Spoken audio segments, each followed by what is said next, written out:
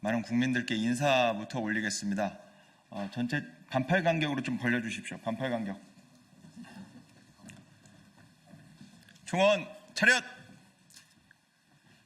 경례. 필승. 바로 해병대 예비역 시국 선언문, 이런 일로 대통령이 탄핵되는 겁니다. 우리는 대한민국 해병대와 최해병 그리고 박정훈 대령을 위해서 해병대 전투복을 다시 입었습니다. 그렇기에 윤석열의 다른 실정에는 어떠한 관심을 두고 있지 않습니다. 해병대는 좌파도 우파도 아닌 호국 충성, 나라를 지키는 해병대입니다. 국가와 민족을 위해 봉사한 해병대를 분열시키고 명예를 짓밟은 윤석열은 혹독한 대가를 치를 겁니다. 이제는 윤석열 정권의 숨통을 끊어야 합니다. 공정과 상식의 나라를 만들겠다던 윤석열은 일일이 거론하기 어려울 정도로 대한민국을 불공정하고 몰상식한 방식으로 통치했습니다. 이런 일로 사단장까지 처벌하게 되면 대한민국에서 누가 사단장을 할 수 있겠느냐? 출세길을 위해 부하를 사지로 내몬 사단장을 윤석열은 이상할 정도로 두둔했습니다. 21살 젊은 해병의 죽음 앞에 윤석열은 공정하지 못했습니다.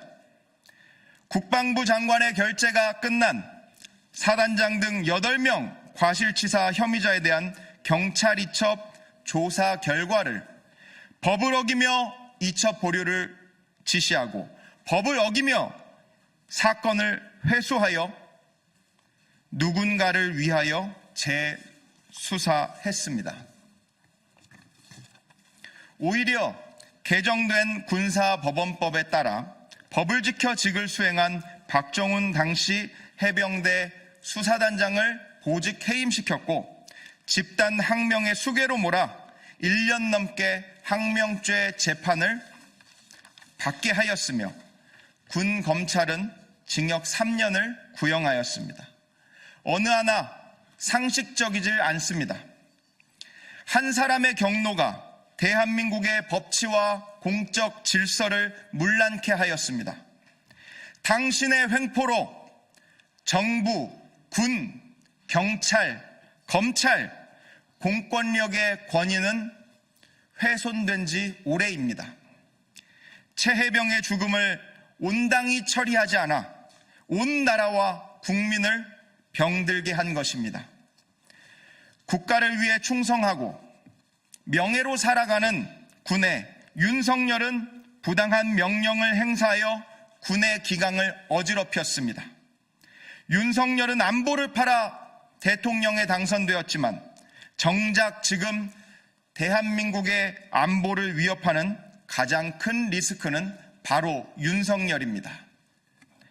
최해병의 죽음 앞에 공정하고 상식적으로 처리해달라는 국민의 요구에 윤석열과 국민의힘은 특검법을 3차례 거부하였습니다.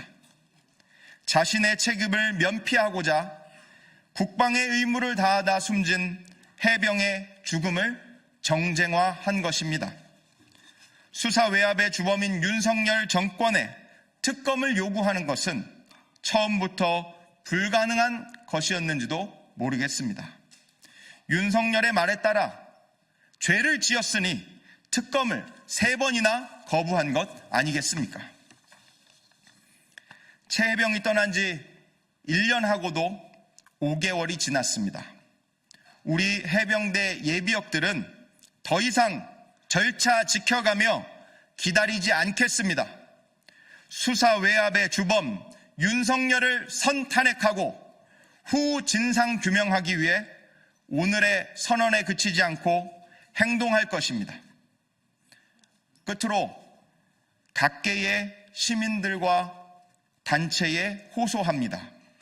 각자의 영역에서 나라를 위해 목소리 내야 합니다. 나라를 걱정하는 것은 지식인과 종교인의 몫이 아닌 국민의 몫입니다. 거악 윤석열 앞에 용기를 내고 양심을 행동으로 옮깁시다. 2024년 12월 3일 해병대 예비역 444명 일동